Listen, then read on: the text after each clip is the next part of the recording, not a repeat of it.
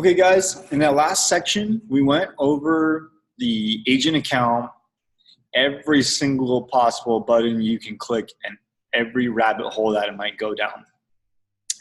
I know there was a lot of stuff there. Honestly, I hope you have it nailed down because there is a lot of overlap as it relates to an agent account, which is what we're going to go through now. There's some things that are different. There's a lot of overlap. So instead of going in the same kind of order, we're going to go a little bit backwards because where there is a lot of similarities, we can quickly say, hey, is the exact same thing or not? So let's go ahead and jump right in. So we're looking at an agent account over here, partnered up with an elite lender, and let's reverse engineer. Starting out at the bottom, the shop takes you to the exact same shop. So everything that you saw in that past experience with Fast Blast and SignWriters is the exact same thing. When you jump into the contact us page, you'll recall that this link was here and that it's split into two forks, the exact same thing. I'm going to elaborate on this is regarding a specific listing a little bit later, but just know it's the exact same thing. Okay, let's jump over to resources. The resources section is slightly different than the lender side. When you want to join a webinar, it doesn't give you options because there's no series 1 or series 2 if you're an agent. It only takes you straight to straight to the List Reports 101 training, keys to success. Same thing applies though. You click the button, it's going to register you in, or you have the ability to watch the pre-recorded version here. Now, when you go to click the knowledge base, it is going to be just slightly different because it's going to be agent related. So you're going to have that option there. Same option here. When you go to the video tutorials though, these are not the exact same tutorials as the ones that coach an actual lender on what to do. But we do have a couple additional things here. So you can see that the resources are lighter. We don't have any of those things that were down here because those things are to solicit agents. So just what agents need is available here. Let's go into settings. Now, similar to the settings over on the lender side, you can also adjust those settings over here on the agent side. So first thing here, if I want to add an assistant as an agent, I might still have an assistant, type in the email address, click add, adds an alias here, you can close it out, exact same thing. If I want to change that daily activity email, I can do that. These specific communications that I might be getting, if I want to shut off some of the texts or some of the emails, I check the boxes accordingly, and it's good to go. List report settings. Similar to the lender side, you're able to assign yourself a shortcode or change it out. Or here, for every agent, is very common, is to apply a color theme and make sure that they're saving something like that. So if I'm a Keller Williams agent, the likelihood that I would want blue list reports later down the line is very unlikely, right? So if I change it here, it's going to go ahead and save that. Okay, let's jump into the profile. Profile, similar elements to the lender side. You've got a few tabs only here though. There's none of that tab that is relating to any type of billing or thing like that. So personal information, headshot, first name, last name, title, phone number, email address, website, license number, bio, and I can add in my testimonial and YouTube clips all over here. Hit save, it's good to go. Company information. I'll always have freedom here, right? I don't speak to a certain person that's paying for my account because every agent is not paying anything. It's completely free. So I can update my company information at any point in time, including the name, the address of the office phone number, my logo, click save, I'm good to go. I can also update my password over here, same thing. Change what my current password is to entering it 2 times what it's going to be, hit save, good to go. Just like that, we knocked out all of these tabs because there's a lot of overlap and you can see where things are missing. Nest.me, the exact same buttons are over here as the lender side. There's no need for explanation on what this is. Let's jump into the activity feed. On the activity feed, what's a little bit different here than a lender is the lender had the summary over here. I only have the summary of my own activities, but I cannot look at my activity or my leads. If I want to organize these things, I can absolutely do that, and it's going to be notated here for all events, right? So that's what I got here. This next tab that I'm going to introduce is a new tab that has never been seen before, and that's the My Lender tab. Here, depending on what your status is, you're either going to be changing your lender, or if you aren't changing your lender, you're going to be selecting a lender. And if you're selecting a lender, you might be selecting someone in network or out of network. So let's talk about what that looks like. Let's start out with this part right over here. If I already have my lender, I'm just seeing them here. If I want to change out, I click change, and it's from here that I can begin searching for a new one.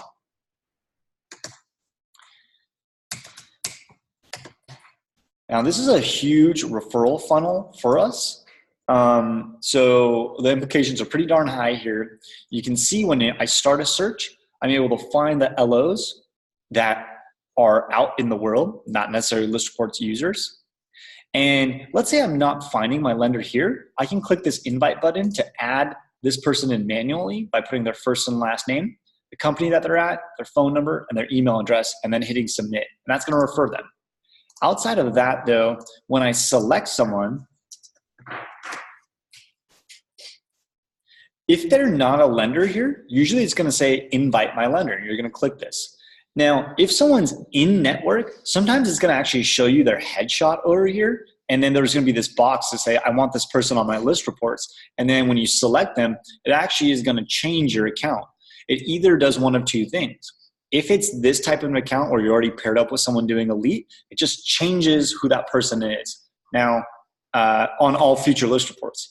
Now, if you have a free account or a pro account and you're selecting an Elite user, it's going to actually upgrade your account, which is going to give you all the features that you're seeing that I'm showing you within previous videos over here.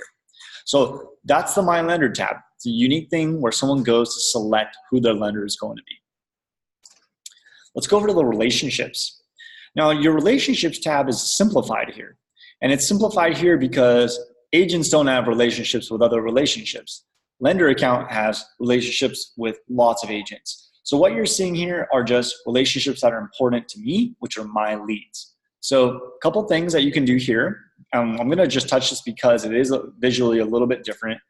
You have two different types of leads. You have the ones that you've archived, which you're saying you're done with when this prospective buyer over here is someone you don't care about. You hit archive the lead, you confirm to make it go away, and it goes away. Now, you have the exact same information that's here prior, letting you know the person's information, the date that they came in, what the status looks like, or if you set up a text strip campaign. And if you're ever searching for someone, this isn't going to be a good example because you can see I only have one result here, and you're going to be able to search for them there. Okay, before going into this actual lead and visually what the text things look like, I want to remind you guys that there is an add lead button. I want to do this first because I want to highlight that agents don't have any power over the lender being exposed. You'll recall on the lender side, the lender can say, I want it to only be me, or I want it to be me and this agent. Agent doesn't get any say in that. Agent has access to this because they're partnered with a lender. So when they put that information over here and they hit submit, it's going to land a new lead over here. And if we start a text strip campaign, it's going to feature that lender anyways. Now, going into the lead, it's exactly the same thing that you saw on the previous video over here. Okay, so that leaves us really with the last few things over here. And let's start out by going over a new list report. Now, on the lender side, you might remember I had 1, 2, 3, 4, 5, 6, 7, 8 options. I don't have 8 options in an agent account. I only have a limited number of ones because agents don't have, again, certain powers over lenders. But same principles apply in adding in an address and throwing in a reference link. You're not going to say which agent's going to be here because it's going to be me, right? It's going to be me, the agent. Property information, same stuff you can enter in. Photo selection, same thing you can enter in. Same customizations as before. Same special instructions box, okay? That stuff all is the exact same thing. You hit submit, less than an hour later, you got that marketing kit ready to go. Before we get into that marketing kit, let's just touch on these last couple things here. Remember, if you're looking for anything in particular, you're gonna just be able to search for it here and we'll filter it down to whatever that list report is. Let's say I'm a very active real estate agent. I have 100 list reports because I've been with I've been using list reports for 3 years. I can go and filter it down that way.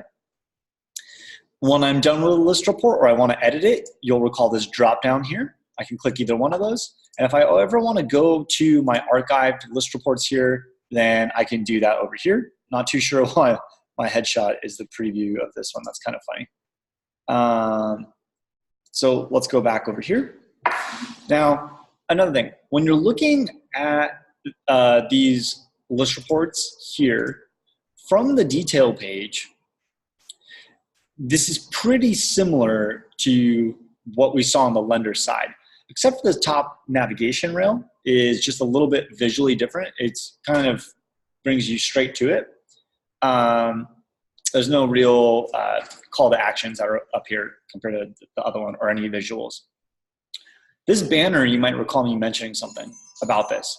Remember when I was saying that when you save something, change something in your profile, it reflects on future materials? If you go back to something old, in this case, I might have changed a headshot or a logo or something, a letter on something, and I can now update this list report with that information. I'm not going to do it in this case just because I want to go over the rest of the stuff here.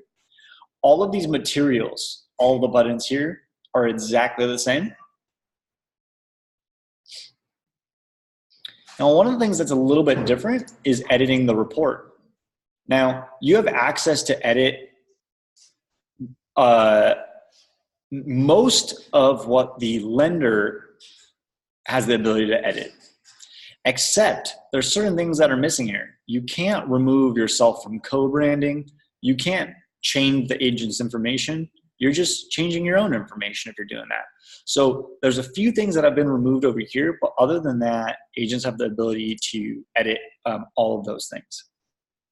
Okay, so that goes through the lender side, and you can see how there's a lot of overlap on the agent side, minus a couple of nuances and things like that. The last thing that I really want to touch on is going to be this active buyer network over here, which we've dodged on the first round and might be changing by the time this video gets watched. So a couple things. Active buyer network is where we're trying to connect people that are buying homes to homes that are being sold. We're trying to get those people and we're trying to bring them together more efficiently. So an advantageous element to myself as a real estate agent is I might be working with a buyer who just isn't finding the right home. List Reports has some listings that it gets that it's private. That means it's not on the MLS. So through those, you might recall through Nest, you can register to receive those. In general, you're able to get information on listings that aren't yet on the MLS. So I want my buyers to get that information. So I can do that here. So I can write in my buyer's first name, last name, phone number, email address, information about them, what their situation looks like as far as if they're a pre-approved buyer and for how much. Maybe they're approved for 400,000, 500,000. And what I can do there is I can also say who the loan officer is for that person. And the reason why you're probably going to put someone like that in the network is, you know, as a real estate agent over here, if I'm on the system and I'm trying to put a buyer here, not every buyer that I know uses my lender that I might be partnered with on the system.